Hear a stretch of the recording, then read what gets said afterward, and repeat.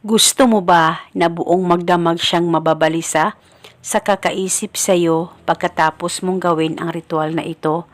Lalong-lalo na hindi na kayo nagpapansinan simula nung nag-away kayong dalawa at hindi na siya nagpaparamdam sa iyo dahil sa napakatigas ng kalooban niya at napakataas ng pride niya. Kaya gusto mo na siya ay mababalisa sa kakaisip sa iyo buong magdamag at sa lahat ng oras hanggat hindi kayo nag-uusap na dalawa. Kaya kung gusto mo ay gawin itong ritual na ibabahagi ko sa inyo ngayon.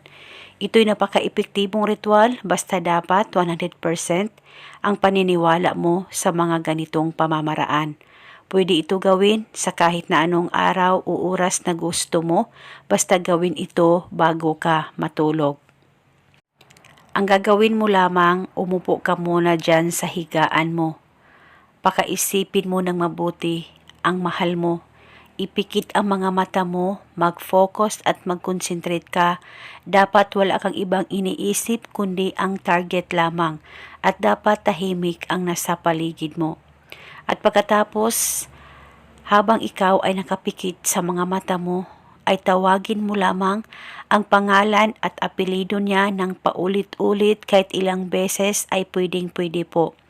Wala na po kayong kailangan pang banggitin o ibulong na spell, basta tawagin ang pangalan at apelido niya ng paulit-ulit.